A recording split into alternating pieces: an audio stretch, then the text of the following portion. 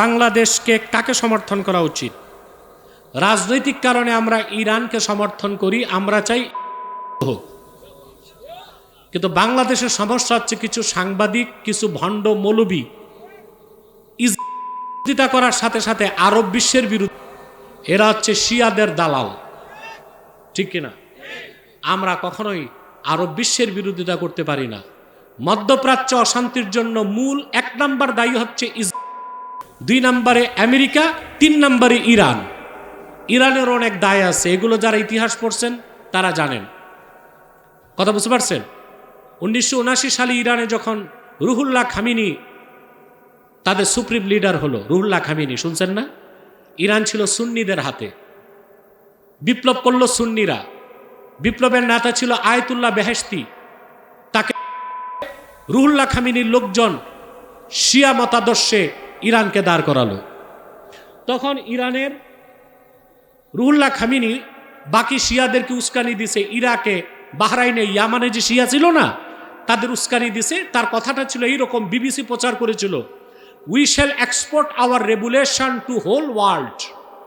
আমরা যে বিপ্লব ইরানে করছি, এই বিপ্লবকে আমরা সারা দুনিয়ায় ছড়াই দিতে চাই। এতে ইরাক, ইয়ামান, বাহরাইনে যে শিয়া ছিল তাদেরকে উস্কানি দিছে। তখন আরব বিশ্বের নেতারা ভয় পেয়ে গেলেন যে আরবের বিভিন্ন রাষ্ট্রে যদি শিয়া বিপ্লব হয় তাহলে তো সুন্নিদের হাতে আর আরব বিশ্ব থাকবে না।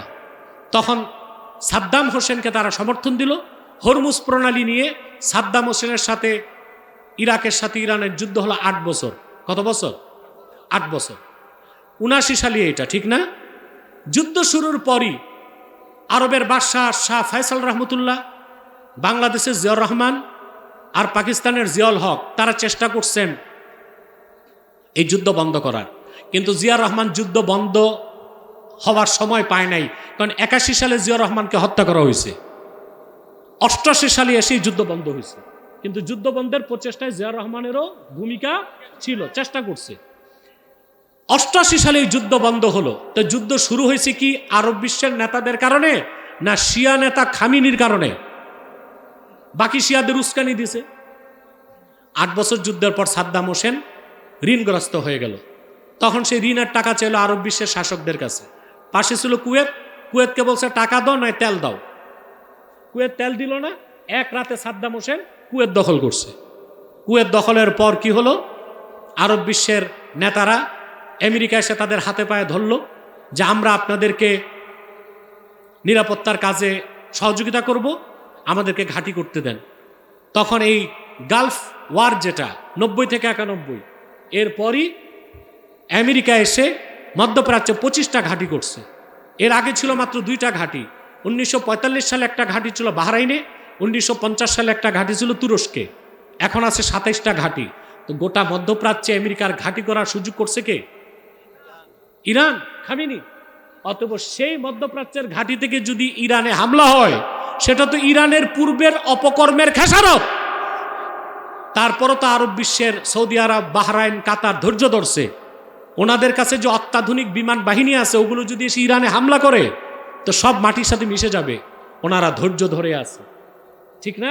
কিন্তু আমাদের দেশের কিছু এই ভণ্ড মৌলবী আর কিছু মৌলবী আছে রাজনীতির নামে ভণ্ডামি করে। এই মৌলবীরা কি করে? ইসরায়েলের বিরোধিতার সাথে সাথে আরব বিশ্বেরও বিরোধিতা করে। না, আমরা রাজনৈতিকভাবে ইরানকে সমর্থন করি, ইসরায়েল ধ্বংস হোক এটা চাই। তাই বলে আরব বিশ্বের বিরোধিতা করা কোনো মুসলমানের পক্ষে উচিত হবে না।